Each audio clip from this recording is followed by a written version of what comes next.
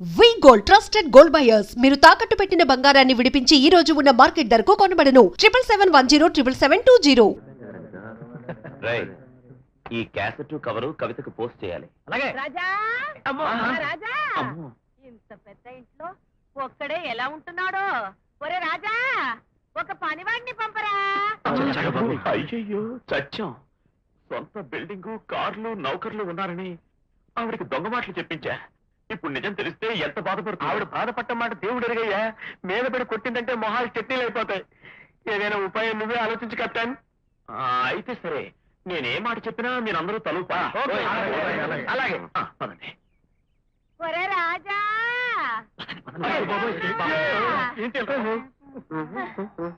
Or నాయనోయ్, తిరుపతి కొండకినట్టు ఎన్ని మెట్టులు రా దేవుడా. నువ్వా? ఉత్తర పత్రం లేకుండా వాయుదూతలో వచ్చేసావు. ఇదేనా రావడం? రావటం కాదు, ఇన్ని మెట్లు ఎక్కితే పోవటం మాత్రం ఖాయం.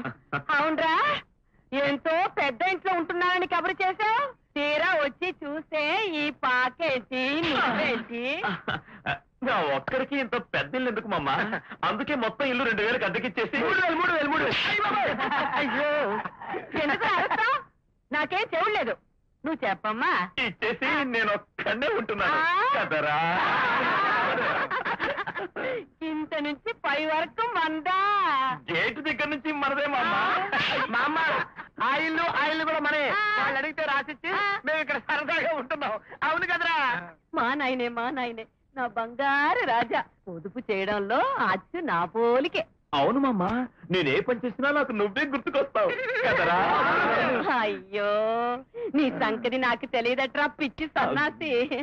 అవునరా, నీ కాడ చాలా మంది పనివాళ్ళు ఉన్నారని కోటయ్య గారు సోమయ్య చెప్పాడు. వాళ్ళంతా ఏరి ఏరి ఇదిగో వీళ్ళే వాళ్ళు, వాళ్ళే వీళ్ళు కదరా. ఓరి ఓరి ఓరి ఓరి ఓరి ఓరి పనివాళ్ళైనా పంది కొక్కుల్లా ఉన్నారు. కరెక్ట్ గా చెప్పావు మామ. అవునరా, నీ ఒక్కడికి ఇంతమంది పని వాళ్ళు ఎందుకురా? ఎందుకేమిటే, వీడు వంట పని చేస్తాడు, వీడు బట్టలు దుక్కుతాడు, వీడు కాళ్ళు పడతాడు, వీడు అంట్లు తవ్వుతాడు. మరి ఈ గాడిదెవరు? ఈ పరివాళ్ళకంతా పరివాడు కదరా. ఎంత బాగా చెప్పాడు. ఏంటయ్యా అసలు ఏంటయ్యా మీ లెవెలు? మీ పచ్చీరు ముఖాలకి గెస్ట్ మీద గెస్ట్ ఒకటి. ముందు నా ఎవర్రా నువ్వు? తారడపాల ముఖం వేసుకుని మమ్మల్ని అద్దె అడుగుతావా? కంకుల కోసం చేతులు రాయివి, కూర్చుంటే బాబాయ్ గారు తీసుకెళ్ళు. బాబాయ్ గారు నా మాటిని బయటికి వెళ్తాను, లేకపోతే ఆవిడ చేతితో ఢమాల్ మీద తస్తారండి. ఎవర్రా వాడు? పిచ్చి బెదవలా ఉన్నాడు. ఏమన్నావు మామ? పిచ్చి బెదవా. అతను పిచ్చివాడే మామ. అసలు ఏంటయ్యా మీ దౌర్జన్యం? అసలు వాడు ఎవరనుకుంటున్నారు? బ్రిటిష్ మారేనా? అంతకంటే గొప్పది. రాజా వాళ్ళ ఊళ్ళో పెద్ద జమీందారిని. మ్యాచ్ చీర కట్టుకుని పిచ్చిదాల్లో ఉందనుకుంటున్నారా? అవును మామ. ఒకప్పుడు ఆయన కూడా అచ్చం ఇలాంటి బిల్డింగ్కే ఓనా. ఒక దీపావళి రోజు బయట పిల్లలు బాంబులు కాలుస్తున్నారు, లోపల ఈయన చుట్ట కాలుస్తున్నారు. పొరపాటున చుట్ట దిండు మీద పెట్టారు. దిండు వల్ల పరుపు, పరుపు వల్ల మంచం, మంచం వల్ల బిల్డింగే కాలిపోయాయి. అలాగా పాపం. అవును పాపం. అంతేకాదు, ఆయన కూడా సగం కాలిపోయి అలా నల్లగా తయారయ్యాడు. ఆవిడ తలుచుకుందంటే మీ లైఫ్ ఎగిరిపోద్ది. ఏంటయ్యా మీరు చెప్పేది? పాపం ఫోన్లే అని నేనే జారిపడి మన బిల్డింగ్ లోనే కింద పోషణ అద్దెకిచ్చాను.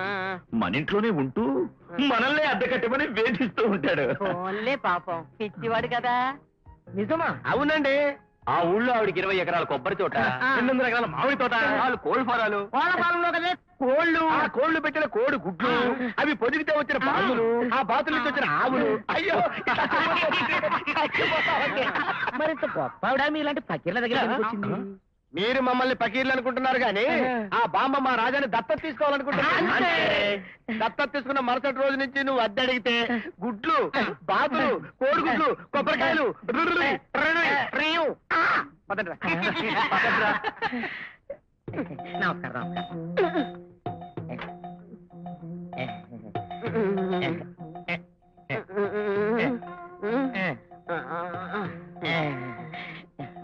బయట అటు ఇటు తిరుగు పక్క కుక్కలు కరుస్తాయి. ఇంట్లో చుట్ట కాచిపాక.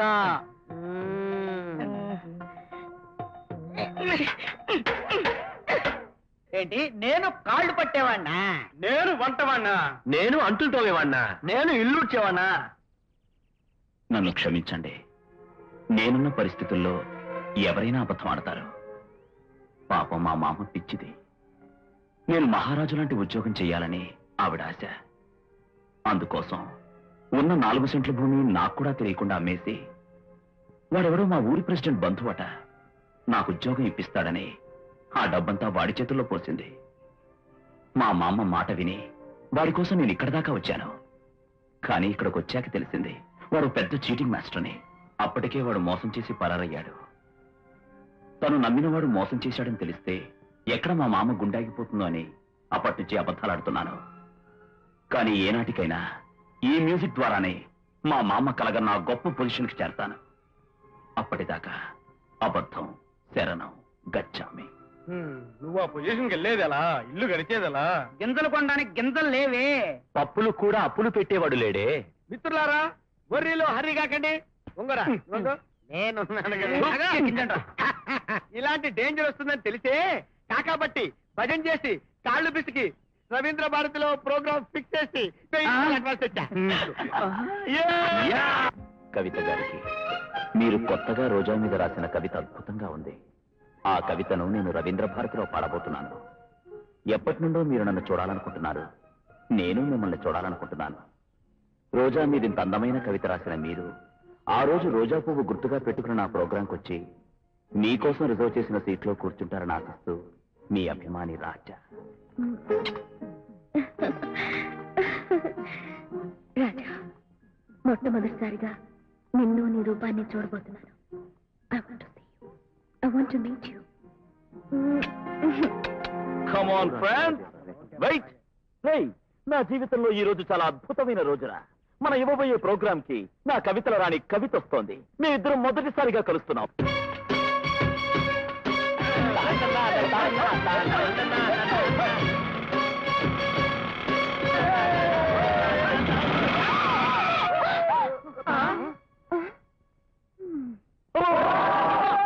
యమగండం.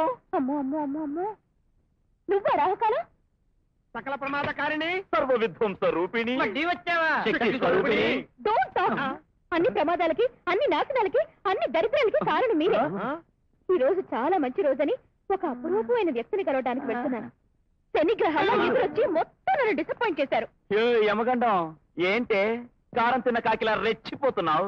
ఈ రోజు నీకే కాదు, నాకు కూడా జీవితంలో చాలా అద్భుతమైన రోజు. బ్రహ్మాండమైన ప్రోగ్రామ్ లో గొప్ప వ్యక్తిని కలుసుకోవడానికి వెళ్తుంటే క్షవరం పెట్టిలా వచ్చి పాడు చేశావే. ఆహాహాహా, మీరే పని మీద వెళ్తున్నారో ఆ పని నాశనం అయిపోవాలి. నువ్వు వెళ్లే చోట భూకంపం రావాలి. కూటమి హుస్సేన్ సాగర్ లో నెట్ట తప్పవే చిత్తూరు చండీగఢ్ మోండి అగమ్మా, రాష్ట్రంలో ఉన్న పేర్లన్నీ అయిపోయా. చండీగఢ్ అని పరాయ రాష్ట్రంలో దొరకడుతున్నావు. నోరు ముయ్యరా పెద్దాపురం బొడ్డు. నేను ఊరుకోరా.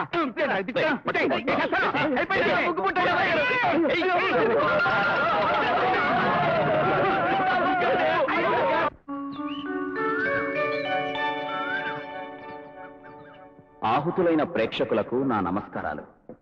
ఇంతవరకు నేను మీ ఆనందం కోసం ఎన్నో పాటలు పాడాను. కానీ ఇప్పుడు నేను పాడబోయే పాటకు ఓ ప్రత్యేకత ఉంది. నేను పాడే ప్రతి పాట వెనక ఒక అందమైన రూపం ఉంది. ఆ రూపం ఎన్నో పాటలు రాసి నన్ను తన అభిమానిగా మార్చుకున్న కవితా రాణిదే. ఊహల్లో తప్ప చూడని ఆమె రూపాన్ని ఈ రోజు మొదటిసారిగా ఇక్కడ చూడబోతున్నాను. ఈ సంతోష సమయంలో ఆమె రాసిన పాటే పాడుతున్నాను. ఈ పాటతో నా ఊహా సుందరికి స్వాగతం పలుకుతున్నాను.